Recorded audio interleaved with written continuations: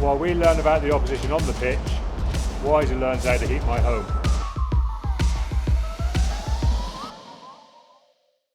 Susie, the waiting's almost over now. A first ever semi-final. Your thoughts ahead of it all? We must be hugely excited. Yeah, we are really excited. It's a bit of a funny week, really. It's an 8-day turnaround. Neither team's used to that. It's a bit of a different structure to our week because our team runs on a Friday night instead of tonight. So a little bit of adjustment. But we've been here before in the last 6 months. We haven't been in a semi-final of this magnitude. So I'm interested to see how our squad react. I think we'll react really well, and I'm confident. Familiar foes in Bristol, you only had them a few days ago, so you know all about them, they'll know all about you.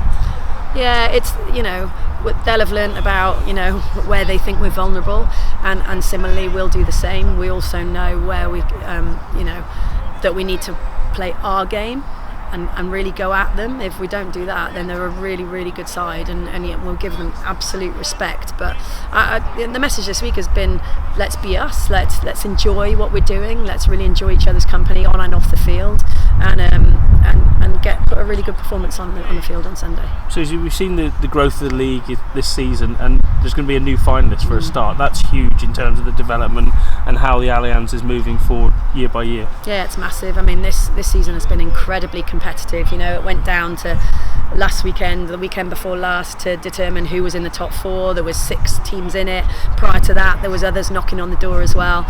People are going to, we went up to Quins and beat the champions early in the season. There was lots of topsy-turvy results, but that's because there's some incredible players playing in this league, and not just incredible players, they're very well coached. There's a lot of ambition, and everybody wants to play, and everyone's getting better, so then you have to try and stay ahead. So yeah, the fact there's going to be a team from the West Country in the final is absolutely brilliant. We're hoping it's going to be us, but it'll be West Country versus London, whatever happens. And we talked in the week, the Saracens game was a great result, and then almost last week was probably a nice win because you had plenty to get stuck into, didn't you, after? Well, the thing is, Saracens was a bit of a shock, really, because they'd secured their home advantage for the semi-final, and I don't know what kind of mental attitude they brought with them, but they weren't the Sarries that we know they can be.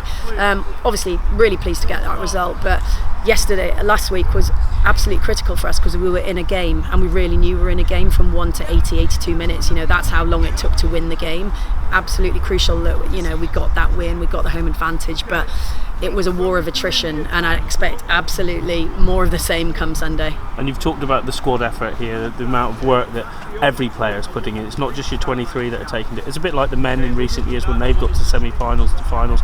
Everyone's playing their part to get you to this end goal. Yeah, absolutely. We've got a squad of about 50 players. They're young, they're more senior. There's injuries that we've picked up, and they can't be with us on this final bit of the journey. But it's been a huge squad effort, and loads of learning's gone on for all of us as staff, players.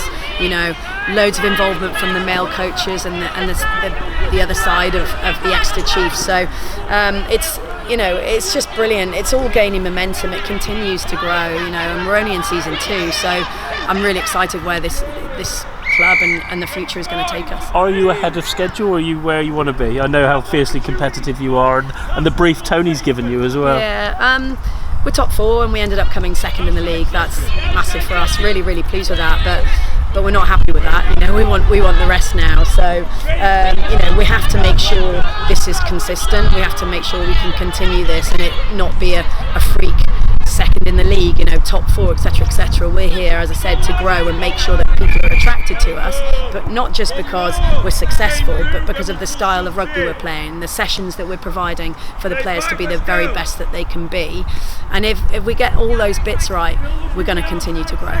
It's quiet here now, but come Sunday, it's going to be pretty raw because the home factor's got to come into it. The fans are going to play it. I hope so. They've been immense the last, over 2,500 last week, and they were really vocal. They were absolutely fantastic. There's flags flying everywhere. They're absolutely brilliant, and they're coming back again because they're enjoying themselves. And that's what we really want to say. Thank you for coming, and please come back again because we love having you here. It really boosts the players, when they're on the field, because their supporters are right there. So yeah, I'm hoping there's loads of people going to come in this weekend, and then hopefully we'll give them a decent game to watch. Without giving away the game plan, what's final thoughts from you ahead into this game?